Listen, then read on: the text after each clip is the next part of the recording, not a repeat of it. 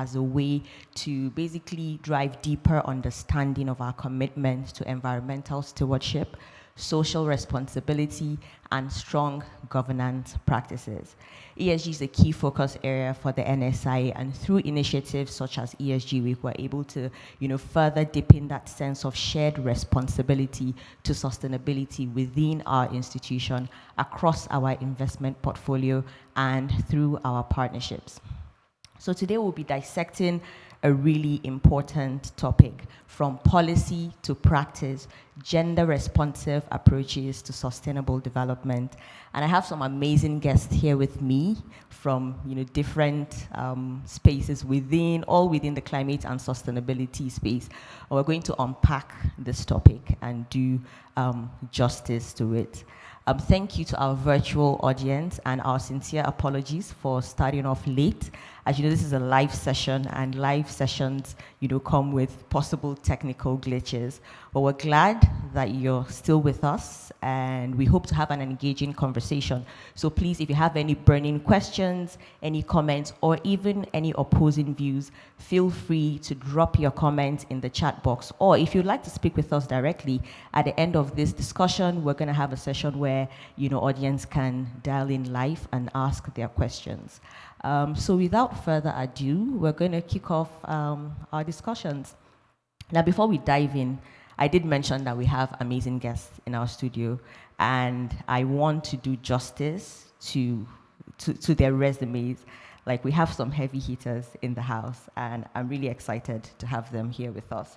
So I'll start with Ms. Rukaya El-Rufai, the Special Advisor to the President on National Economic Council and Climate Change. So Rukaya supports in the drives and supports in the development and implementation of Nigeria's climate change policies, as well as supporting the Vice President in managing the Council affairs. She brings to bear her expertise of sustainability and ESG, including ESG transformation, sustainable finance, and sustainability frameworks and standards, amongst others. Before her current role, Rukaya was a partner at PricewaterhouseCoopers, where she led the sustainability and climate change practice, particularly the activation of the firm's ESG offerings. She also pioneered the ESG practice at Deloitte and Touche.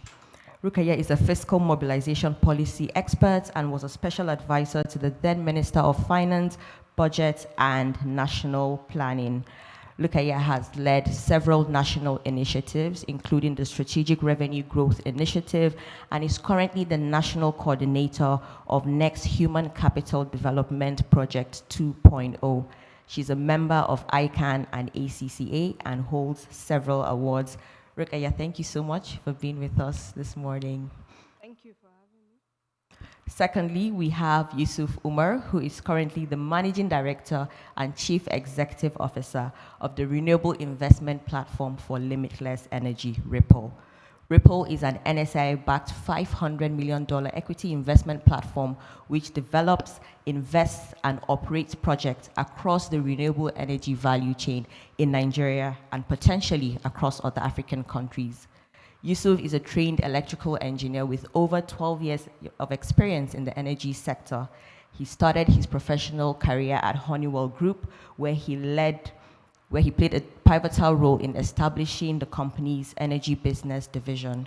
He also led the energy portfolio at the Nigeria Sovereign Investment Authority, where he specifically led the development and construction of the groundbreaking Kano Solar Project, which is currently the largest grid-connected solar plant in the country.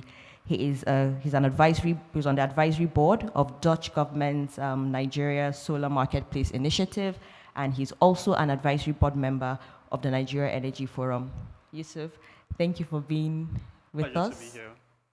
And last but certainly not the least, Fatima Umar, an SDG finance analyst at the United Nations Development Programme. Fatima drives UNDP's SDG finance initiatives, including impact measurement and management, as well as SME pipeline development to drive access to finance for SMEs across high impact sectors. Fatima has also provided advisory support to the implementation of UNDP's Nigeria Development Finance initiatives, including the design and implementation of Nigeria's integrated national financing framework for financing sustainable development.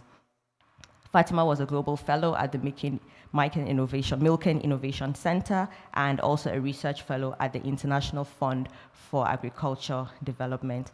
Thank you all to our guests for taking out of their busy schedules on a Monday morning to be with us today. So we can dive right into our conversations. So today's topic is basically going to dissect the intersection between gender inequality and climate change. The United Nations Intergovernmental Panel on Climate Change released a report which basically highlights the gender disparity in climate change. Now, when it comes, looking at it from a vulnerability and exposure perspective, women are more vulnerable to the effects of climate change. Even in terms of mortality rates, women and children have higher mortality rates from adverse weather effects as a function of climate change. Now, when you look at it from an access to financing perspective, generally women have more hindrances accessing financing, and this basically limits their ability to be able to bounce back when their economic activities are impacted by climate change. Now, when you think of it as well from the decision-making and policy framing perspective, women are underrepresented when it comes to policy development or crafting of initiatives, whether adaptation or mitigation initiatives. And even when you look at the heavy industries that are to drive the transition to a greener economy, these are largely led by men. So I think what is clear is that climate change is not gender neutral. It basically exacerbates the systemic gender inequality that already exists. And so it's important to have such conversations to shed light on the need to develop more inclusive policies and more inclusive policies and more inclusive initiatives that ensure that everyone is represented and everyone is part of forging, a sustainable future for all of us. So I've heard enough of my voice. I want to hear from our guests, in the studio today. And I'll start with you, Rukaya. Obviously, you're leading, the development as well as implementation of key climate change policies and initiatives. From your experience so far, would you say that in the Nigerian context, that truly women are not participating as much in terms of climate action, both at national and more so at subnational levels? Good morning, and thank you for having me once again. And I would like to congratulate NSIA for putting together this commendable discussion on a very important topic, putting together the theme which I really like, from pledge to action, because climate, when it comes to pledges, are not an issue. It's always acting on it. Yeah. And a topic that is very important for successfully implementing climate action. So when it comes to empowering women in climate action, it's very important. Like you said, women are very vulnerable to the climate crisis, and including them in the climate action, especially the decision making and at the forefront of implementation, means that you are able to take their perspectives, practical perspectives from experience, and those sensitivities into the decision making.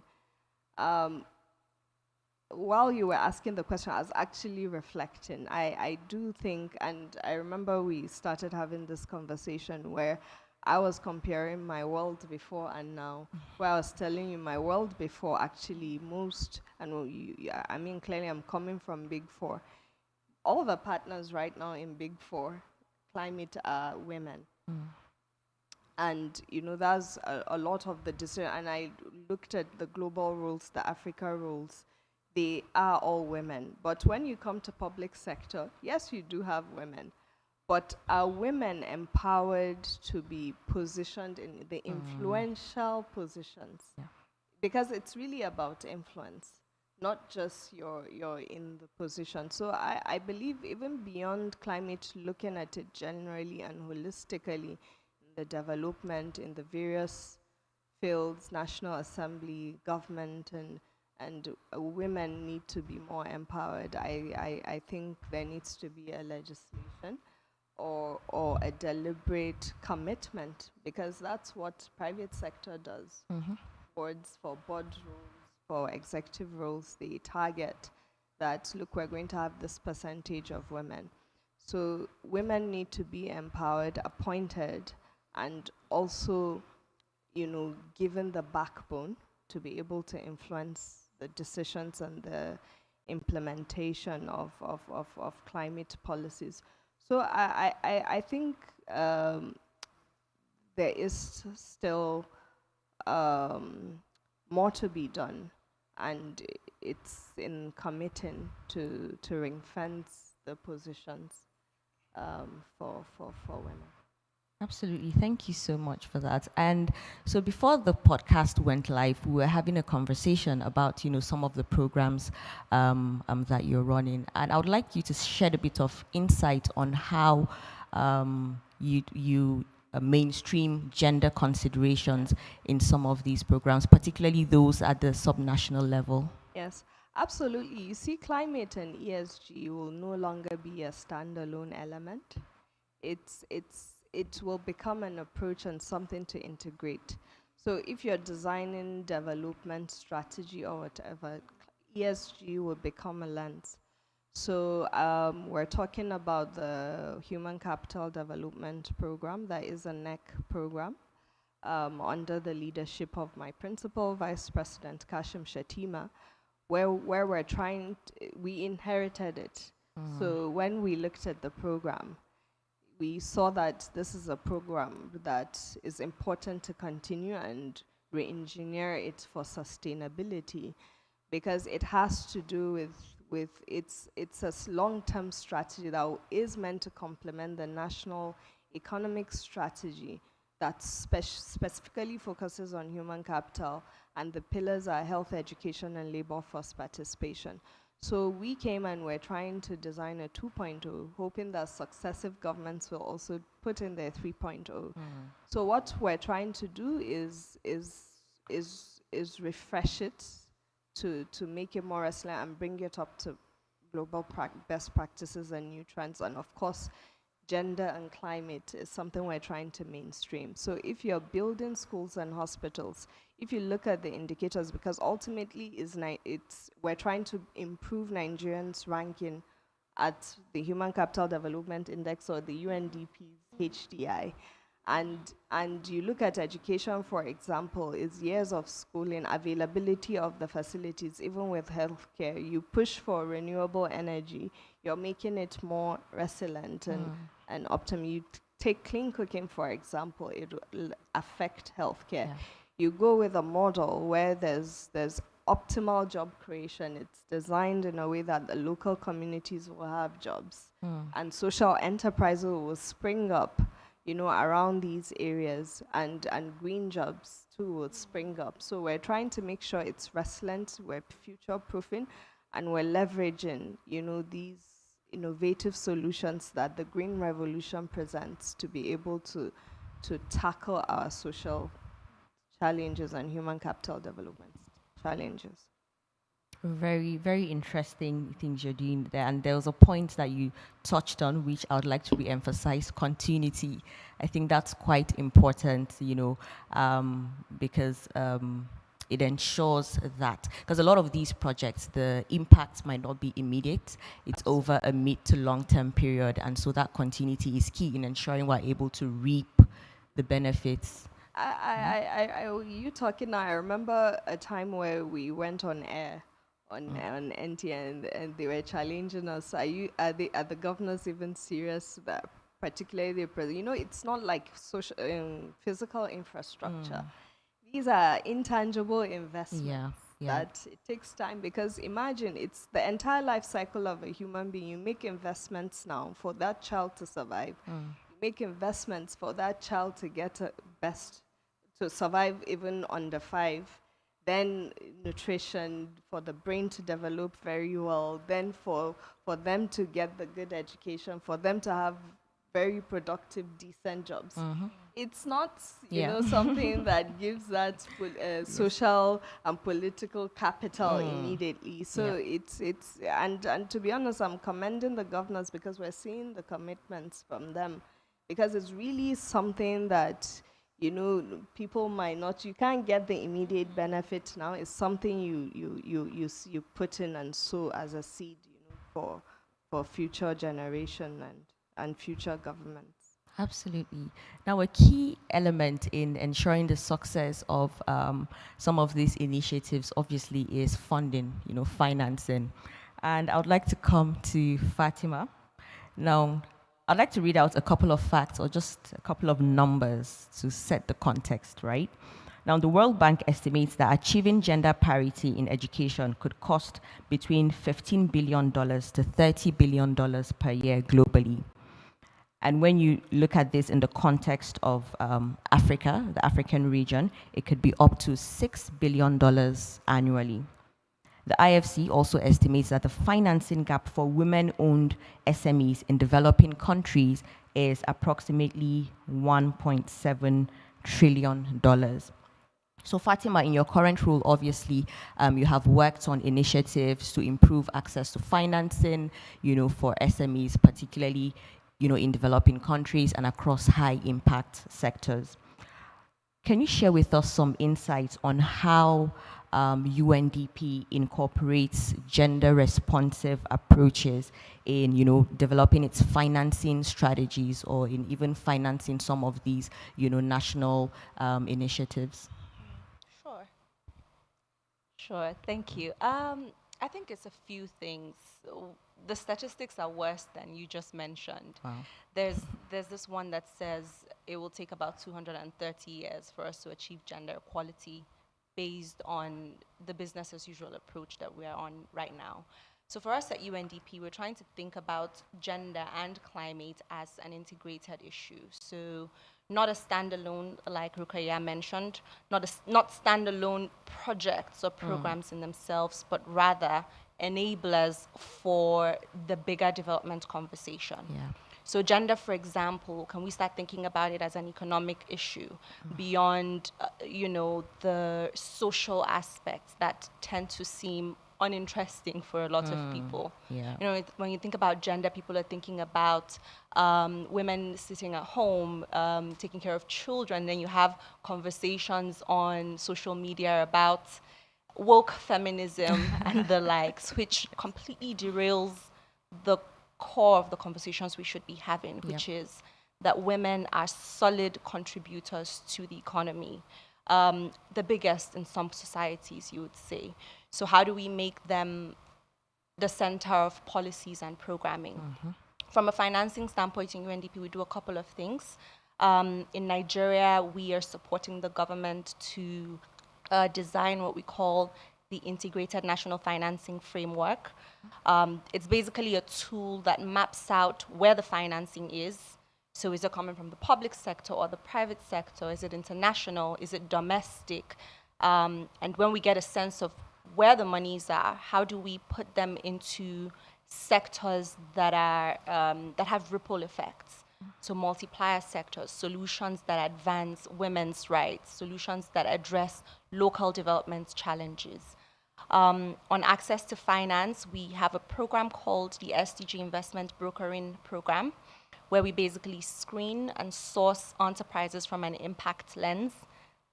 The definition of impact we could come to later, but it's basically thinking about opportunities and solutions that local people are creating in Nigeria to address their local challenges, putting vulnerable populations at the center, women, girls, persons with disabilities, and the whole 9 yards.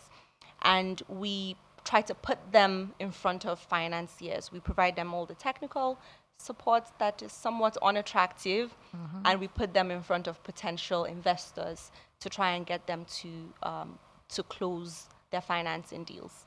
And what I've seen from that is a whole lot of things.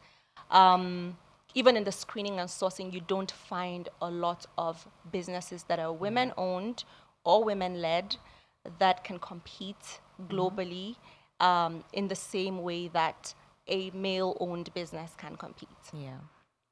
It's a whole lot of reasons. It could be, a lot of it is a capacity problem. A lot of women-owned businesses are not exposed to the same kinds of opportunities and trainings that their counterparts are exposed to. It's a representation problem, like Ruqayya mentioned. You don't find a lot of investors at the table who are women and can relate to certain nuances of investing in a woman-owned business, for example. So that's on the one end. The second point I would make would be on the public sector side of things. So one of the things we do and we're actively pushing at UNDP is supporting public sector resource mobilization through things like taxation. So we have a Tax for SDGs program where we're supporting policy and administration, tax policies and administration. Recently, we've worked with some subnational governments and the FIRS, and we've seen some of them actually now implementing anti-discriminatory policies at the workplace, for example. Recently, there's a sexual harassment policy that has just been adopted from one of the government institutions. We've seen things like parental leave being granted or extended to women employees where they didn't really have it before, or it was not for the appropriate duration of time that most women would need to take leave for. So these are the more administrative things and policy things that we're doing. I'll stop here so that I don't keep going on and on. No, very, very interesting. You know, at times when you don't have such conversations, you're not aware of the level of work that is actually going on in addressing some of these challenges. And that's why it's important for us to keep having, you know, such conversations to bring to the forefront the effort that is being made and also highlight, you know, shed some light on what more needs, you know, to be done. So I can imagine that, you know, in integrating, you know, gender considerations, you know, into these programs and into this financing, particularly in developing countries where gender inequality is also largely influenced by culture and tradition. I can imagine that obviously you would face, or you have faced, you know, some challenges. Can you shed a bit more light on any of these challenges, if you have faced it, and any of the challenges you faced, Fatima? Yes, sure. I think, again, there seems to be a misconception of what gender inequality is, when you speak to a lot of stakeholders. People think it's a war against men, for example, who should open the doors, you know, those kinds of things. So you find an immediate defense mode sometimes when you speak to certain stakeholders about the importance of considering women in certain spaces. There was a recent conversation on social media going on about the fact that some development partners are prioritizing capacity building for men for women's issues.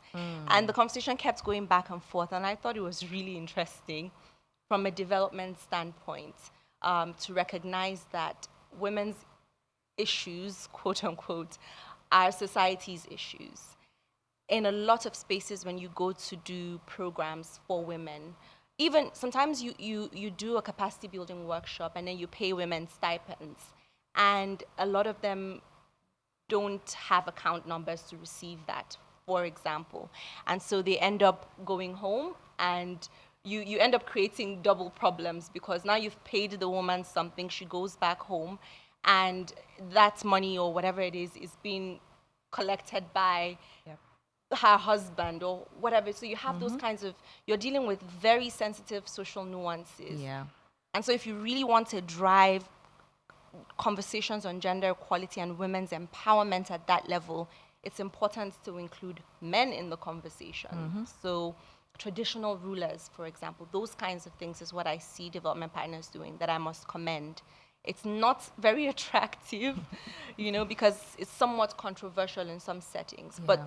the last thing you want to do is to create another problem while trying to solve one problem. Yes.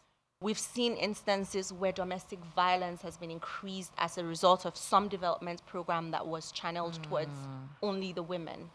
So if you don't make the problem tangible for the society, if you don't come at it from a society approach, then you lose people. Why should it be important for a woman to have a job, for example? That's a conversation that should be had with everyone in the society, Yes. the traditional rulers, the partners, whoever. So those are some of the sensitivities that we see, implementing development programs. Absolutely, and the point you made about men creating policies for women. I think even in developed economies, we see that where laws and policies, for example, about women's reproductive health, is made by men. And women are not involved in that conversation. So I think it's quite a pertinent issue across, not just within this region, but all around the world.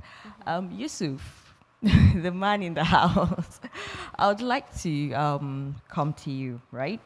So I also want to highlight a couple of figures that I came across. So according to the International Renewable Energy Agency, IRENA, women represent only 32% of the renewable energy workforce globally. And when you look at decision-making and leadership roles, women hold just 13% of executive positions within, the renewable energy space. From your perspective, what would you say are the main barriers preventing women from, entering and advancing in green jobs, particularly, within the green energy space? Thank you very much, Nana, and it's a pleasure to be here with such an esteemed panel of guests. So I think I agree with what has been said before me largely, and I particularly want to touch on something Rukaya said, which would segue into my response to those barriers that has resulted in that dearth in women representation in the green space. It's a lifelong journey. Yes, you start from infancy, grow into primary school, secondary, university, and then lead into the workforce. You're only as good as the pipeline that you're fed. Yeah, and I mean there's a plethora of issues that has resulted in this crisis, as it were. But I'd like to focus on just one: stereotypes and unconscious bias. There's this, particularly in this part of the world, where we see women not fit for X, better suited for Y, men are thrive in Z, and all of those conversations. And I think that in itself becomes a self-fulfilling prophecy. I mean, I look at my university cohort, for instance. We're 180 in class. Can you guess how many women in that class? Electrical engineering. About 3%. 5%. Oh. 3%, just 6 ladies. It was worse in mechanical engineering. It was worse in chemical engineering, as it were. So you only get quality from the pipeline that feeds, or what feeds into that particular funnel. So we have to encourage young women to go into STEM field. Nana, you're an engineer, for instance, yeah? So you need to speak more about that. People need to see themselves represented in these kinds of places for that to, again, spur that desire to participate in that. But more interestingly, yeah, unconscious bias, I think, is also a key barrier to that representation in that regard.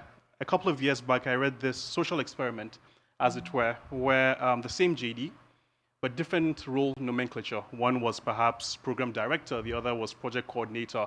One was support engineer, the other was lead engineer. The men went for those that sounded with more gravitas. Women shied away and all of that, even though the women were in most cases as qualified or maybe more qualified to participate in that. So again, it's a psyche thing that we think that we have to unwind. And to what Fatima said, I think it's very important that this to understand, and again, to be reiterated on this panel, that it's not a war against men. It is seeing how we can have a more inclusive society, which is very important. And again, it's also equally important to stress that men also go through issues. Yeah. Because again, it's a small cluster of men that hold these positions. A lot of men are disenfranchised as well. So I think it's really about striking a balance. And I mean, that's what I have seen in my career, that regardless of if it's a gender issue, if it's a project issue, is it thermal versus renewables, is it all of those fights, as it were, that happen. It's about striking that balance. There's no utopia in one extreme. It is really about striking that balance. Very, very, very good points, Yusuf. So, still on you. You are a man in the STEM field, in the Yes. renewable energy field, and a leader at that. So, how can male leaders such as yourself, how can the private sector, the renewable energy space, how can they push or encourage increased participation of women, not just in green jobs, not just as employees, but as leaders within the space? All right. So it's really about intentional leadership, yes? Rukaya mentioned something about the private sector in which it's coming from, where there's really that representation of female leadership in that space. You compare that to the public sector, where there is the absence of that. So it's really about being intentional on how you hire, how you assess or performance manage individuals. It's about putting policies in place, or at least more importantly, walking the talk, as it were, in that space. Yeah. In as much as men can drive these conversations, I also think that it's very important to have that mentorship from women leaders, people that have found themselves fortunate to be in that position to mentor younger individuals. In as much as men understand these issues, there's only so much understanding that we can have compared to, say, a woman that has gone through either discrimination or that lack of opportunity or whatever challenges she may have gone through in rising to that level that she is at the moment. So a lot of it has to be very purposeful mentorship by women particularly. So I think really men can be allies, men must be allies, but again, I think a lot rests on women's shoulders that are there to ensure that they throw the ladder back for others to climb. Thank you so much, Yusuf. It's really good that you touched on that point, because my next question was around, mentorship. So obviously, Rukaya, when we think of the OGs in sustainability and ESG, not just in Nigeria, but in Africa, obviously you're part of that, that elite group. So do you think we have, in terms of mentorship or in terms of supporting the next generation of sustainability leaders, do you think we have enough of those programs, or what do you think we could do better, to ensure that we have that, we're able to adequately, mentor and prepare the next batch of sustainability leaders? I'm thinking. I'm actually applying your question on myself and thinking of honestly, I look back, I would love to have done more mentorship. I didn't really have that time. And when he was talking about the mentorship, and when I was reading the questions, I actually thought that the ball is in our court. I don't think women support each other as much. I can tell you in my career, I've had more friends that have pushed me to propel to success that are men. Even in the career workspace, I can tell you I've enjoyed, even with the leaders, I can tell you, to be honest, I think women need to stop this unhealthy competition. I see it's more intense with women. Even if you have colleagues, or even if you have mentees, actually, it's easier to mentor a man. So I think women need to do more for each other. Yeah. That's first and foremost. We just have to hold each other and just make each other allies, and just foster and enable each other. And I agree with gender equity. I think there should be a sustainable way forward without creating unwanted consequences. I agree with the biases. I see it all the time. In fact, I'm just used to it. I've decided that, you know what, that's your view or this thing. And when you were talking about that social experiment, I remembered this International Women's Day event we had in one of my former workplaces, and they were just using, words, empathy, male or female. Everyone was just writing ambition, male or female, this thing. Of course, care, empathy, kindness. Of course, most people put female, ambitious, and all those hardworking, this thing. Of course, it was a male. Then they now asked people, I said, okay, flip it. Imagine a guy that has these attributes. Imagine a woman that has these attributes, ambition and this thing. The vilification, it comes with vilification if you have those. If it's the guy, oh, he's too weak, and all those things. Yeah. So that networks, I think women need to create the networks. We need to take on more membership. We need to be honest, that's why I speak. I don't do it because I'm not really a loud person. I'm quite reserved. But I do it for inspirational leadership, to inspire others. Is an opportunity to tell your story. But yes, I think women need to do more, build the networks more, train, the capacity building, create the networks around the barriers, the spaces, the capacity building, for the mentorship, even if it is to help a woman produce the business plan, even if it is for pitching, when you have when the pitching networks, the finance networks, and all that. So those are the things. I think it's more in our hands. Yeah. My personal experience has shown me that women need to do more in supporting each other, as opposed to the other way around. In public sector, I think that's where I could arguably say, I'm trying not to say anything controversial, where it can be a bit chauvinistic and all that. You just have to not care and prove yourself. Sometimes you have to work harder to prove yourself and this thing, but it's just to have grit and resilience and not care and continue. And then where we find each other in those spaces, we hold each other and support each other as allies, of course, without in an equity perspective, not that, oh, we're women and you're also marginalizing and trying to suppress the men. Yes, absolutely. I mean, charity begins at home, right? That's what they say.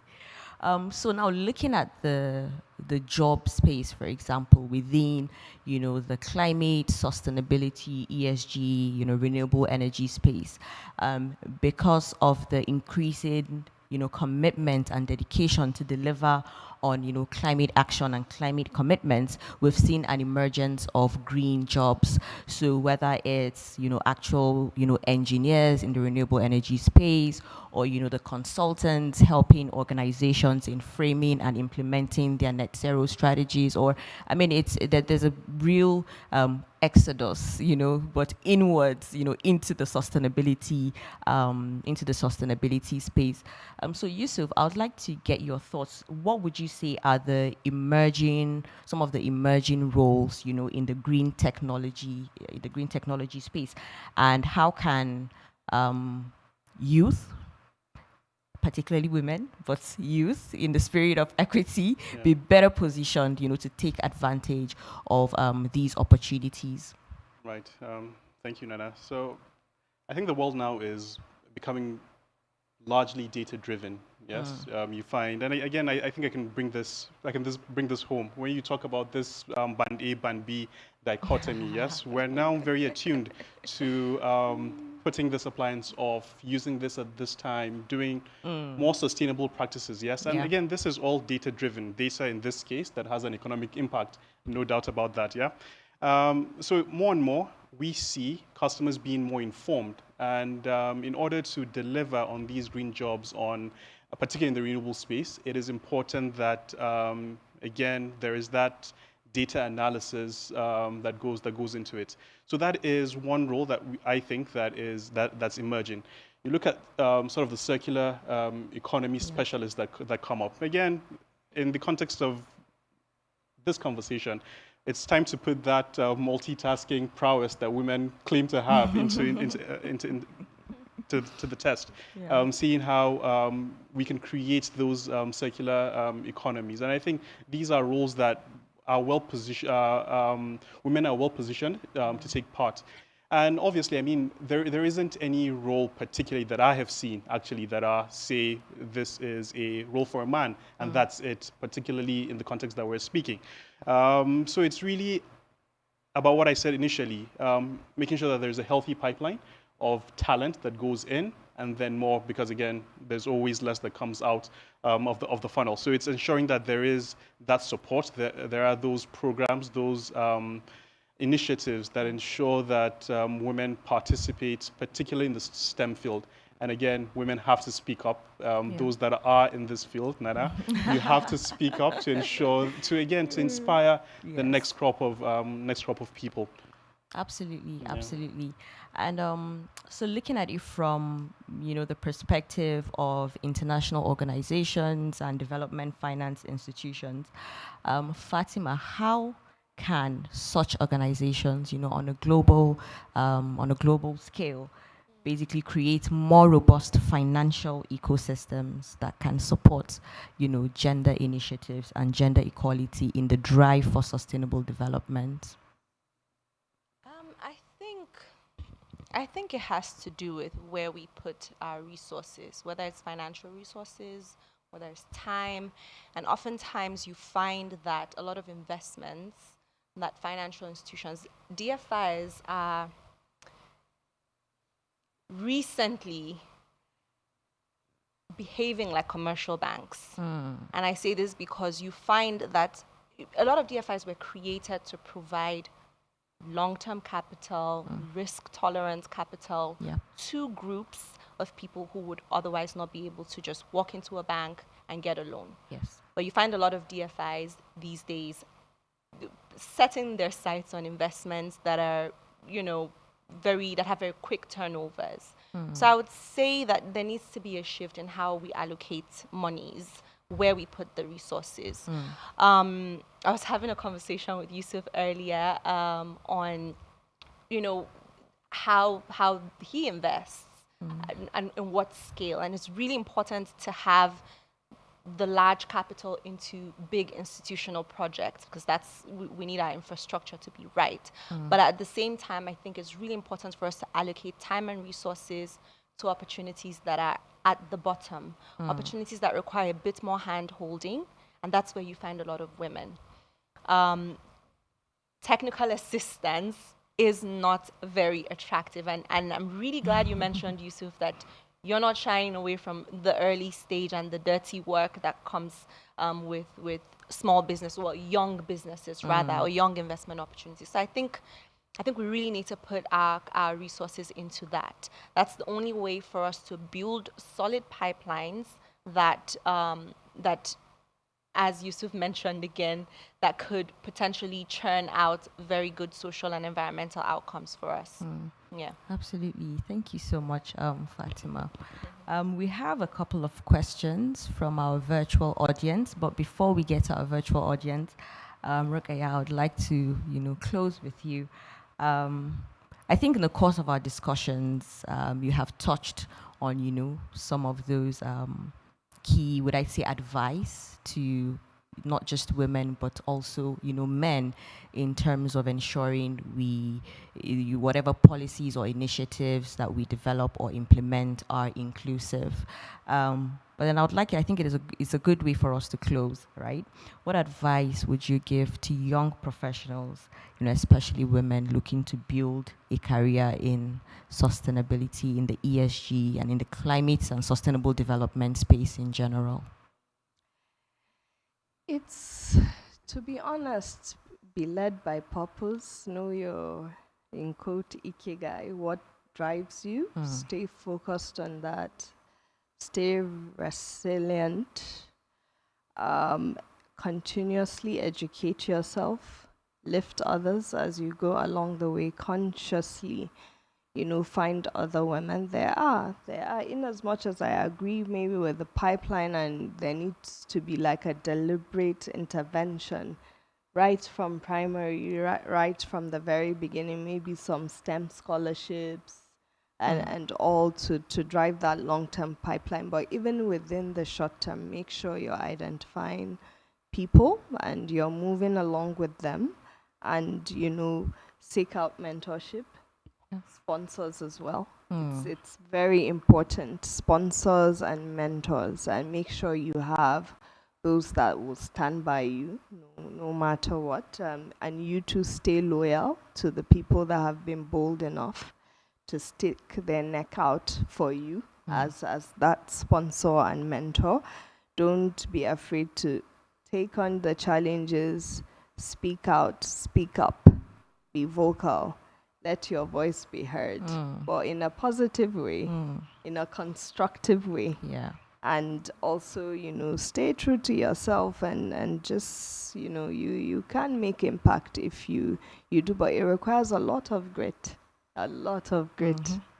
So that's my advice to young professionals and to women in particular. I'm adding this: support one another. I think we have more to do, a lot more to do around that. Yes, I mean, I'm personally inspired. I don't know about you guys.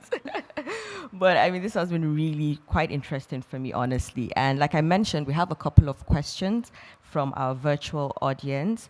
Now, just so our virtual audience are aware, you're able to, if you'd rather, speak directly, engage with, our guests, you're free to, ask your question live. We're able to take that. But just before that, I'd like to read out a couple of the questions that we've received. So Fatima, you have a question. It says, what indicators should be used to measure the success of gender responsive initiatives? I don't think there's a flat response to that. I think it depends on what kinds of initiatives. I do a lot of training on managing and measuring impact for organizations, and it looks different for different organizations. The important thing is to be able to set very clear impact goals at the beginning. What do you want to achieve with this program or with your business venture, whatever it is? And the impact goal guides you. It's kind of like your compass. If what you want to do is to create decent jobs for all the people in your employment and in your value chain, then you know that as you go around your business, you would be collecting data and metrics to track the quality of employment that you're providing people, the type of representation you're providing people. Sometimes you find people who, organizations want to declare that they're being gender responsive, and so they say, oh, we have 51% women in our employment. But like Rukaya said, how are the women distributed? Are they in strategic positions of decision making and authority? So those are the things to consider. But it all depends on, of course, the sector and the overall goal that you're trying to achieve. Oh, thank you so much, Fatima. We do have another question for Rukaya. It says, have you or anyone in your network encountered such vilification or resistance for being ambitious or displaying qualities that are typically classified as male? If yes, how have you navigated such, and what advice would you give to others who are facing similar challenges in their path to success? Absolutely. As in me, that's the crown I carry. If you hear how they talk about, sometimes if I hear how I am, even currently, how my stories goes, and I'm like, you have to have turtle shell, not even thick skin, and at a point not hear, stay focused. At a point you don't even hear, you don't care. You just stay true to yourself. You do what you think is right. You may be wrong sometimes. You're human. You'll make mistakes. and you just don't let it bother you.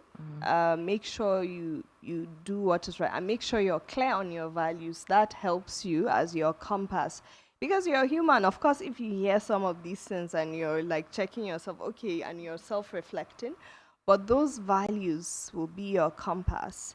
And you try not to care, but listen to feedback. Of course you but of course your women are vilified. In fact, I had to get a book, This Women in Leadership, by them Okonjo-Iweala, Lagarde, and when I was reading the comments, I'm like, okay, this sounds, like okay, so they actually went through things like this. Yeah. So it's one of those things that make you stronger. You just let it make you and not break you, and you stay focused. That grit. Sometimes it's okay to let yourself go through those down moments, pass it, but just at the very end, make sure. In fact, one of my favorite songs is "This Is Me," Greatest Showman. Yesterday, I heard the song playing. My daughter was playing it, and I went down. I'm like, where they're saying, when the sharpest words, you send out the floods to drown everything out. You just make sure you never lose focus, and don't take it personal. Don't let it make you bitter. And one thing I remember, one of my former senior colleagues made me go through this, my own hero. It was a program, and he was like, okay, go and do this program. I'm like, but Andrew Nevin, he was chief economist of, and he said, Rukaya, I wish I did this program in my first. I'm like, but Andrew, I don't need it, because sometimes I go to him and rant. Of course, we all, they say, I'm a master ranter, but I don't internalize anything. I was like, well, go and do this program. And the way you invest in your nutrition, in your health, there are programs that you can invest on your brain health, on your mental health, on your state of awareness of how you deal with these scenarios. Apparently, based on your experience, and of course some of the things you hear are part of your experiences, whatever trauma you've encountered affects how you filter events. So that everybody has his own personal biases and how you interpret events to stories that may not actually be real. And that's one thing that, and that focus, this compass of life where you're looking at things based on a balanced dimension. Because women, one of the things is you play so many roles in life, and it's how you balance it. You're a wife, you're a mother, you're a daughter, you're different things, and then there are elements of life that you need to make sure they're balanced and healthy. So it's one of those things that make you strong. Just make sure it doesn't break you and you don't fall. That's just it. That's Absolutely. how to deal with it. Thank you so much. Thank you, Rukaya. Yusuf, you do have a question here as well. Are there any strategies or initiatives that have successfully engaged men as allies in gender equality efforts, particularly in leadership positions related to sustainability? So I think this is really about being intentional, purposeful leadership, yes? And again, I think I've been very fortunate to work in organizations that have stayed true to that. You look at NSIA, when I joined in 2019, executive management, there was representation in there. I think at that time, heads of legal, finance, HR, all women. I look at the portfolio managers there, 3 or 5 were women. So again, I think it's one has to be very deliberate. As a leader, you have to be very deliberate in doing that. And something my wife says to me is, look, I mean, inherently, people want what's best for them, yeah? So if you're not doing for yourself, you have daughters, you have sisters, you have all of those things. So it's really about making that that environment conducive for people such as those that come after you. So again, I think I really just push that back to something that one essentially vouches to do, a commitment that you take individually to progress these issues, not because it's a woman's right. It's really a human right in the Yes. end. So yeah. Oh, thank you. Quite interesting. We have a couple more questions. Wow, it seems as if our virtual audience are really, typing. So this one reads, how would you respond to the notion that gender-focused policies distract from the broader challenges of development? Why is it important to address gender equality specifically when tackling these issues in Nigeria? And how can this approach actually enhance our overall development outcomes? I think in the course of our discussions, we touched on that, but anyone willing to just shed a bit more to provide insight to the person asking? Okay. I'll give you a not work-related response. So there are certain places that I go to in Abuja, and as a woman, I automatically feel like this is not a welcoming environment for women. Sometimes it's the way the waiters respond to you. Sometimes it's just the little things. And there are certain spaces where I go to and I feel 100% safe. There are not many, but they're there. And so one day I decided to have a conversation with the owners of one of these spaces. And he said, it's not by accident. He said, it's not by accident that they have a space that is welcoming to women. They were always deliberate about that from the go. They trained their waiters, their chefs that are behind the scene, the bouncers at the entrance. They train all of their staff to treat women right. And for them, it's many things. Yes, it's a social responsibility, but it's also a business responsibility. Women make up, let's say, 30% of their clientele, or even 40%, and so they cannot afford to lose that business. So for their corporate survival, they have to prioritize the safety and care of women. And I thought that was really interesting. So, yes, it's a social responsibility, but it's also an economic responsibility. We have women playing across different sectors of the economy. You often hear women are the drivers of the economy, and it's not just development lingo. We have women in trade, informal trade. When you go to the markets, the stalls are owned by women. In agriculture, women are the drivers at the very subsistence level too. You find that in some parts of the north, during rainy season, it is the women who actually leave their homes to go look for farming jobs, the menial labor. It's very common.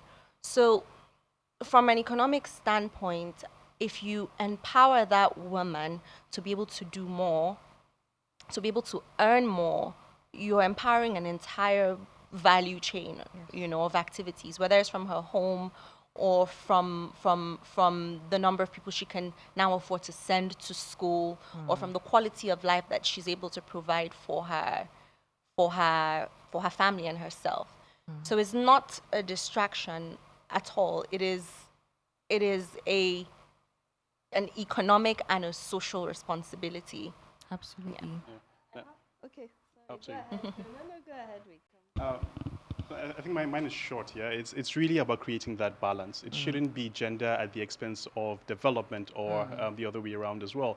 It's about creating that balance, as it were. So again, you see that in all sorts of places. Yeah, where, look, women are perhaps the most important pillar in our communities, particularly in this part of the world. Yeah. So empowering those individuals will make the society a much better place for everyone to thrive.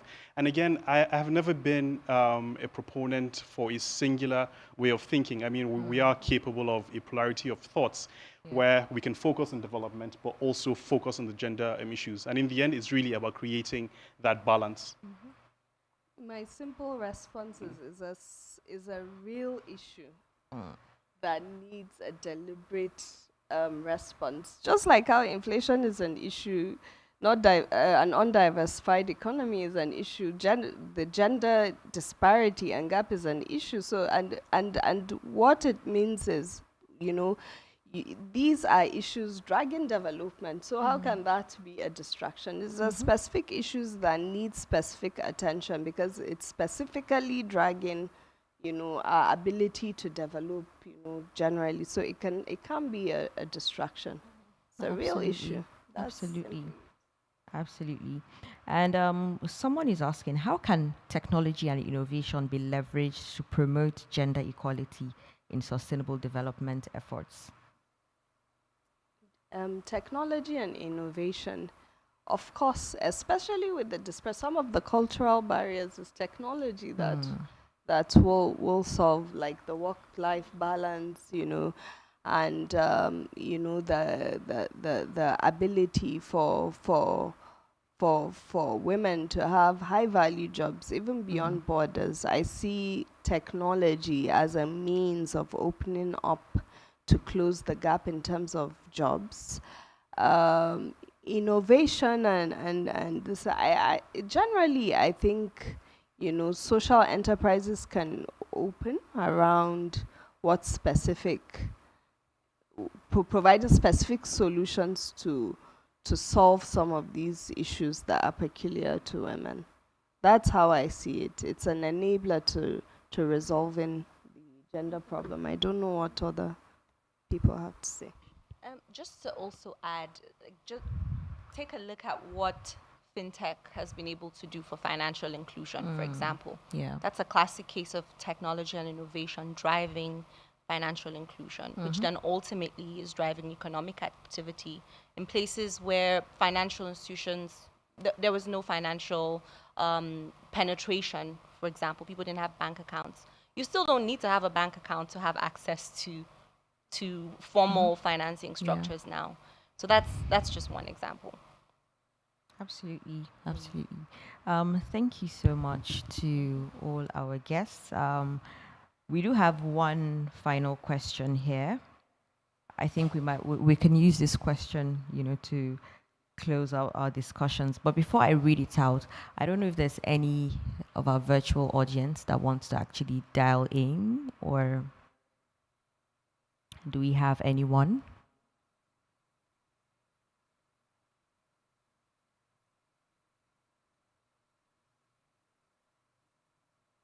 Okay.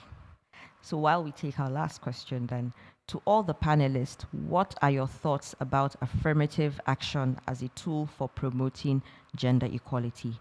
Effective, counterproductive, or a chauvinistic concept?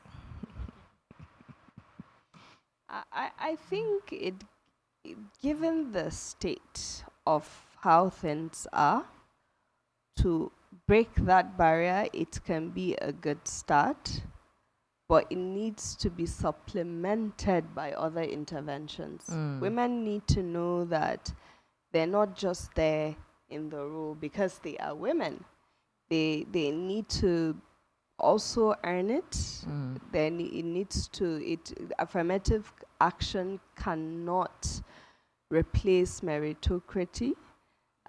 It's not going to be sustainable that way, but I think it's a great start, because if you look at how private sector has been able to break down the barriers, is from that commitment of putting a cap, at least so amount, this percentage, maybe 30%, 50%.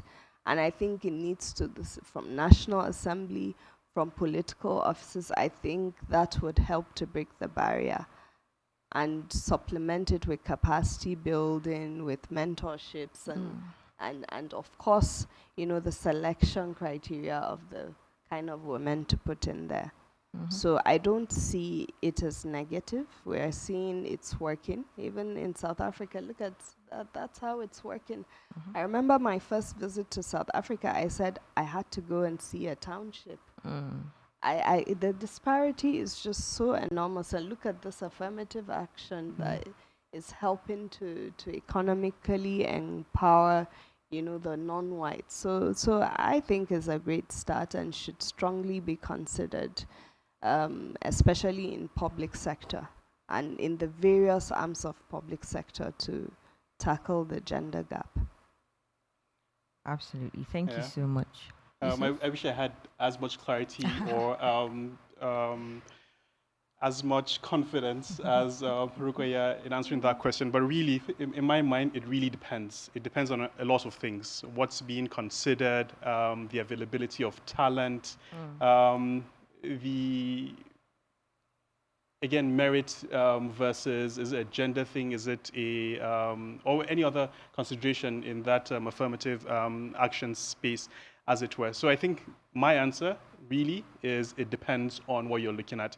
If you look at an organization like NSIA, for instance, they would be more able to accommodate these kinds of policies and saying, look, we're carving out X for this, we're doing this for that, as opposed to Ripple, for instance, that is just growing.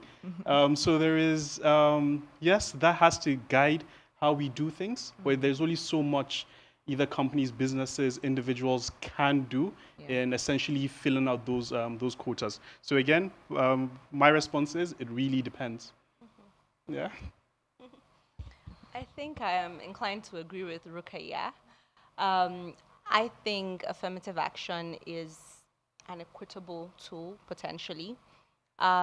There's a pictorial representation of equity where you have about 3 people at different heights. I think one is like 6 foot tall and the other is 5'7", and another is, say, 4'8", for example, and they're all trying to look over a fence. And equality says to give them the same stool to climb to look over the fence. But with the same stool, some still can't look over that fence. Equity says to provide them stools at different heights. Maybe the guy that is 6 foot does not even need a stool to look over the fence. And so I think of affirmative action as that stool that is presented to suit a certain situation, to provide people who would otherwise not have access to a particular opportunity, to give them access. It applies to women, it applies to persons with disability, it applies to the whole range of vulnerable and disadvantaged groups. I think, just to add, I think it's all fine and good if this is in the hypothetical. Just imagine we're talking about, say, recruitments for pilots. How would you rank that? Or a neurosurgeon, for instance, how would you make that decision?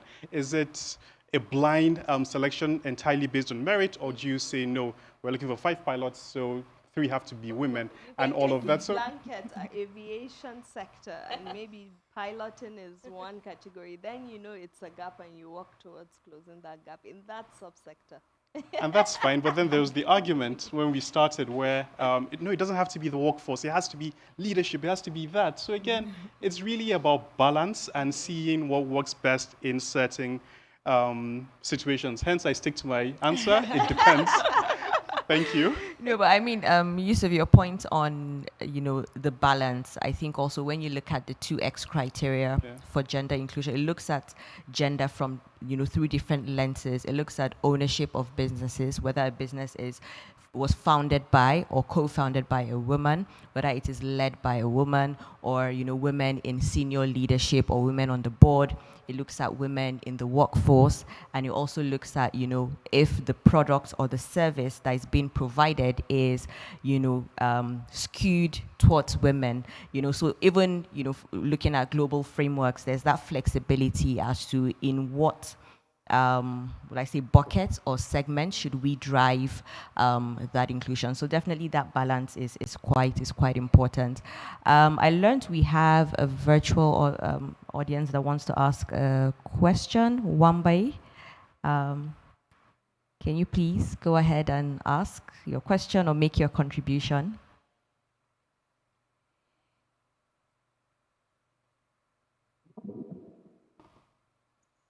Please go ahead. I think we can hear you now. Everyone, this conversation, can anybody hear me? Yes, we can hear you. Okay. Though I've been struggling with the sound here, it's really low, but I got around and it's been an interesting conversation so far. But my question is quite maybe not negative, but I was just thinking, in gender mainstreaming and inclusivity, is it cutting across the board? Because we've had conversations where somebody was saying that it looks like what is generally accepted is for the women to be in places of high value or interest, and that there are several other sectors where women are not looking into venturing into those sectors, like maybe in construction where there's hard labor happening, and in jobs that are regarded as high risks, they are entirely left for the men to do. Is that actually being fair to the men as well? So this is, the question that has been raised.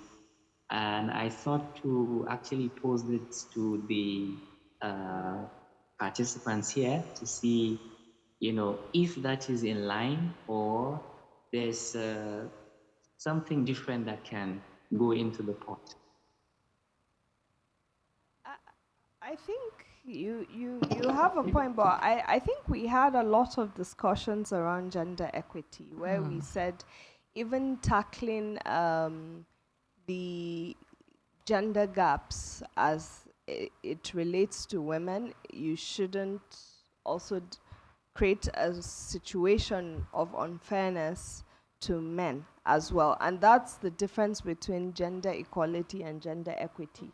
Where with equity, you're consciously solving this problem without opening up a can of worms here. And I do agree with you that high risk. In fact, it's often a joke I see in the workplace, where something difficult. This is women say, and they say, "Okay, now you guys know that it's not ladies first now," or all that. And I think these are the situations where I still think women should have the option of taking up that job if they want to. Men should also. It should be a choice to everybody.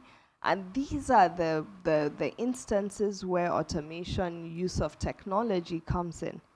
That's why it's human-led, tech-enabled. So all those jobs that have high risks, have the high labor, you try and automate it as much as possible. But I think the opportunities should be equal to all. If there's a situation where men particularly are pushed there because they're men, then I think their rights have also been infringed, and it shouldn't be the case. But I think we discussed gender equity here, and maybe let me pause for my colleagues here to contribute as well. Thank you. Any additional contributions or opposing views? Yeah. Yes. So, I mean, this has been quite interesting for me, honestly. Left to me, would continue having this conversation, right? It's been robust. We've had perspectives, from, different, like say, spaces within sustainable, the sustainable development bucket. And I think we have touched on, some of the key and pertinent issues, and as well as things that we could do to address some of these issues, as well as shedding light on some of the amazing things that are currently being done. But we will need to scale up, to address and ensure that the initiatives that we implement, whether it's at organizational level or at subnational or national level, and even globally, these initiatives and these policies are inclusive. So thank you so much to our amazing guests for, again, taking out of your busy Monday schedule to be with us. You provided that depth and diverse, opinions that we were hoping to get. Thank you so much to our virtual audience. I know we had some technical glitches, but you stuck with us, and we're really happy you not just stayed on the call, but also engaged with us. So the podcast might be ending, but the discussion continues. So please, let's keep driving these conversations. Let's keep advocating for, this important topic. For those of us in leadership positions, let's do something about it. Let's go from pledges to actions, right? We've made so many commitments. It's time to put our money where our mouth is. It's time to walk the talk. So thank you so much. You can stay tuned to our social media channels on LinkedIn, on Twitter, and on Facebook, the Nigeria Sovereign Investment Authority, to stay abreast on the rest of our activities during this ESG week, our other strategic initiatives on ESG and sustainability, or just in general, what the NSIA is up to. Until next time, take care, everyone. Thank you. Thank you.